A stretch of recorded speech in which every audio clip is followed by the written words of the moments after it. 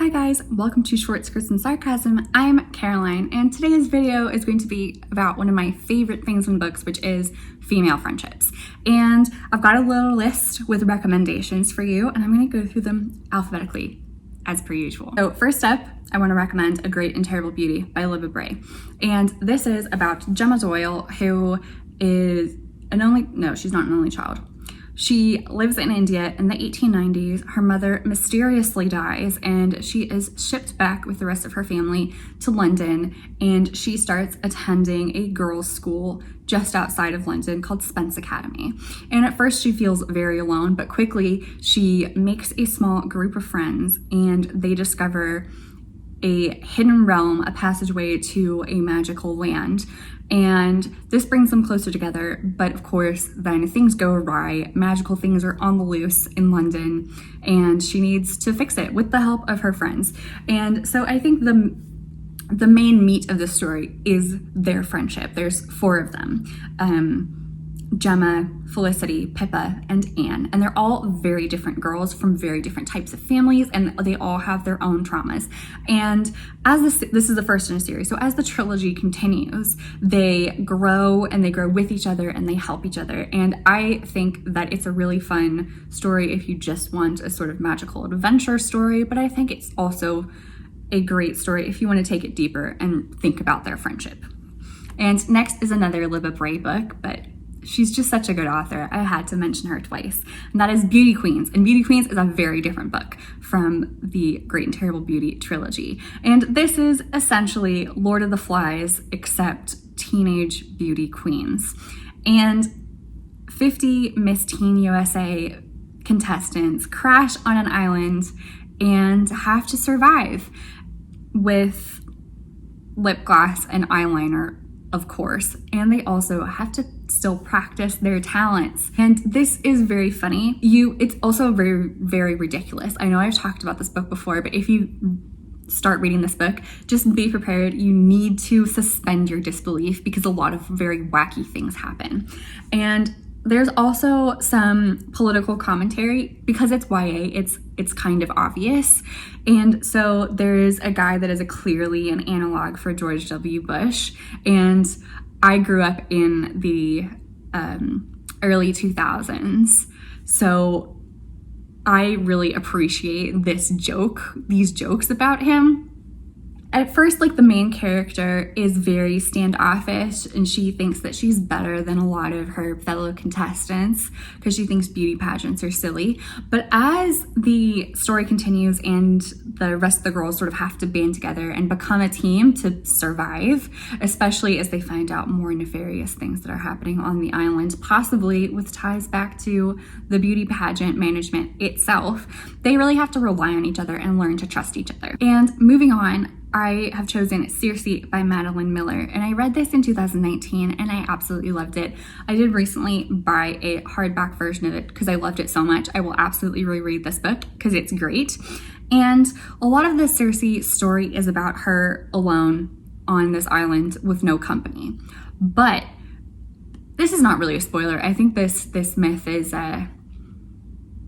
thousands of years old now. It's too late to officially be called a spoiler, but eventually she gets a visit from Penelope and they develop a really nice friendship. And it does happen towards the end of the book, but I think it's a really important part of it. Next up, Fried Green Tomatoes at the Whistle Stop Cafe by Fanny Flagg. And I've talked about this book before, especially the sort of main relationship in it, which is between Iggy and Ruth, two women who run the Whistle Stop Cafe. And I've talked about how I personally think, and a lot of the academic literature as well, thinks that these two, they're not friends as the book sort of portrays them to be. There's a lot of gay subtext in there, so I think they have a romantic relationship. They also have a solid foundation of friendship to build their romantic relationship on, but that's not what comes to mind when I think about female friendships in this book. I think that technically the main character, Evie, is her name Evie?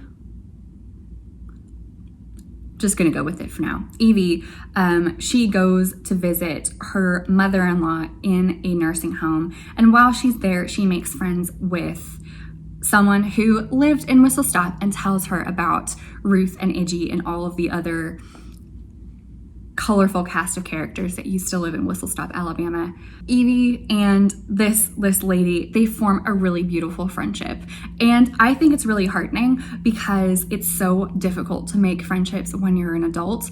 And Evie is in her 40s or maybe 50s. She's in middle age. She's going through menopause. She's having a tough time. She feels very alone.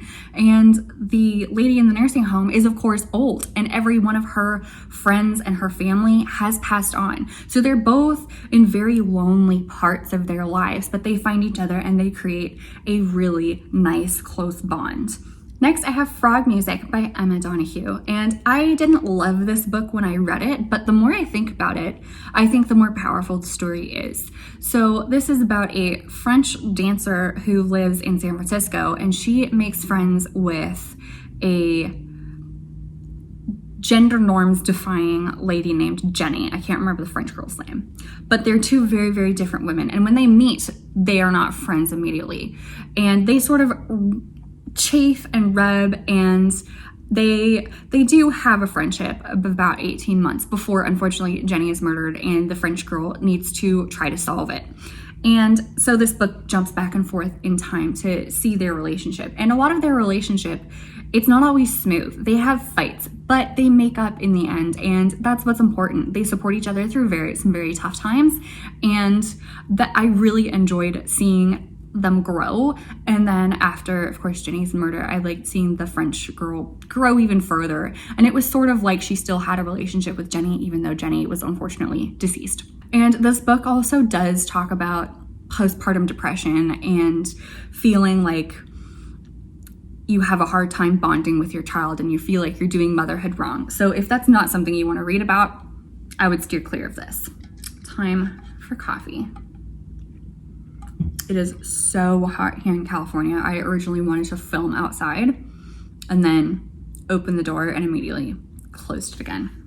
It's too hot. So next, I want to talk about The Friendship and Scenes of a Graphic Nature by Caroline O'Donoghue. And Caroline O'Donoghue is one of my favorite authors. She's only written 3 books, but she's already at the top of my list. And Scenes of a Graphic Nature is at its heart about a friendship, and but it's also about trying to find out more about your family and family secrets and mysteries.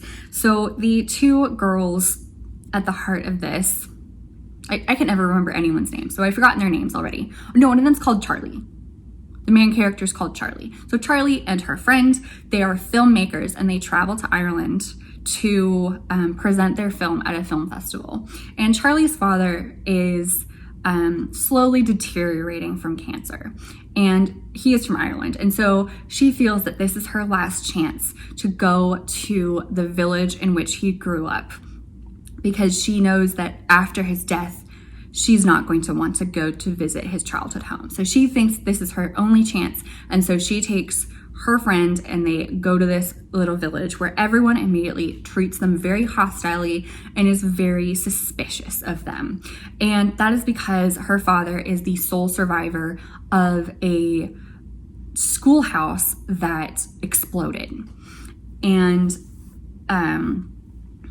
so she and her friend are sort of in the middle of becoming adults. Like, they are already adults, but it's sort of their transition from early 20s, late teenagerhood, close friendship to a more adult kind of friendship. And there are growing pains, and there are times where she feels like her friend is growing up, leaving her in sort of perpetual childhood, and that once that happens, they're no longer going to have anything in common anymore. And so she has a lot of anxiety about what the future of her friendship is. And she has conflicting feelings because, of course, she wants to keep her friend. But she also feels like if they have nothing in common, then they won't have a friendship anymore. That is a big theme running through this, but of course a lot of it is sort of investigating this mystery of what happened to the other kids and why only her dad survived this disaster. And of course, everyone else in the village thinks it's very weird that these 2 English women, because even though Charlie's dad is Irish, they still see her as English, are coming in dredging up the past. And so I read this last year and I absolutely loved it. And I think about it quite a lot. I think about all of Caroline O'Donohue's books after I finish them. Like they're all in the front of my mind or in the back of my mind or in the side of my mind. They bounce around. So next I want to recommend The Bastard of Istanbul by Elif Shafak. And I know that you know that this is my favorite book and Elif Shafak is my favorite author, but I'm going to forge ahead with this anyway. So the main plot of this is that two women, one living in Istanbul and an Armenian American girl, spend the summer together, or spend part of the summer together. And they each want to find out more about their families. So Armanush, the Armenian American girl, is the stepdaughter of the family in Istanbul. Armanush decides she wants to visit them, and she doesn't tell her family, she doesn't tell her mom, she doesn't tell her stepfather. She's just like, she tells her divorced parents that she's with the other one and goes to Istanbul for a while where she stays with this family. And the premise is that she is researching her own family and what happened to them in the Armenian genocide. But as we continue to read this, we also find out about Asya, the Turkish girl's family and family history as well. And again, they are two very different young women. I think they're both 19. They kind of only have each other for company because the rest of the family in this house is of different generations. Even though it seems like they maybe, not that they would dislike each other, but maybe they wouldn't be friends, they become friends because they go through a lot together. And next I want to recommend The Wolf Den by Elodie Harper. And this is another one that I read and haven't stopped thinking about. This is about a young Greek woman who has been sold into slavery and she is now working in a brothel in Pompeii. So Pompeii, immediately everyone thinks of the volcano. The volcano has nothing to do with this. This is well before all of that. So she is living in this brothel and it's a very like an emotionally harrowing story. So if you don't want to read about, women being abused all the time, I wouldn't recommend this. But if you want to read about female friendships through the tough times, then I would recommend this. And she and her colleagues are all, again, very different and they don't always get along, but they're sort of forced into close contact because they live together. And they also do their best to support each other because they know that the situation they're all in is terrible. And so even though they fight, they do make up and they try to make a miserable life that is terrible in many ways just a little bit better. And that is very heartening. I would say that this story sounds very bleak, and a lot of it is, but it does have like an uplifting ending at least. So I'm not going to spoil it further. And then last, I have another Elif Shafak book because I can't not. And that is The Three Daughters of Eve. And this is about a friendship that takes place during student days at Oxford. Our main character, Perry, she is a established mother of a teenager in Istanbul, and then one day her purse gets stolen and she chases down the thief. And when she catches the thief, they have a struggle. Her wallet falls out of her purse, and out of her purse falls this old Polaroid picture of her and her two friends, Mona and Shireen. And that sort of brings back the memories of these friends that she had during her student days. And as the evening continues, she has a lot more flashbacks. And so we follow her evening, but then also go back in time to her student days. And again, these are three very different women. The back of the book calls them the faithful, the sinner, and the confused. I think that's it. It's something like that. And so the three of them take this class by this kind of culty professor, he has very much cult leader vibes. And so it's a bit dark academia in that way where like sinister things start happening, but it's another one where they're always challenging each other. They're always challenging ideas and having discussions and helping each other through the tough times. And it's not a spoiler to say that while they're at university, something happens, a dramatic thing happens, and they stop being friends. But by the end of this, Perry has thought about her friendship and has decided to make contact with them again. And this is an interesting book, I will say for sure. I was a bit confused in places, and there's a lot to think about. but I would still really recommend it. So that is the end of all my female friendships book. I really like this trope in literature, like I said, so I'm sure that I will make a part 2 of this sometime in the future after reading more books about female friendships. But until then, you can subscribe and like this video, and you can also follow me on social media, and I will see you next time. Bye.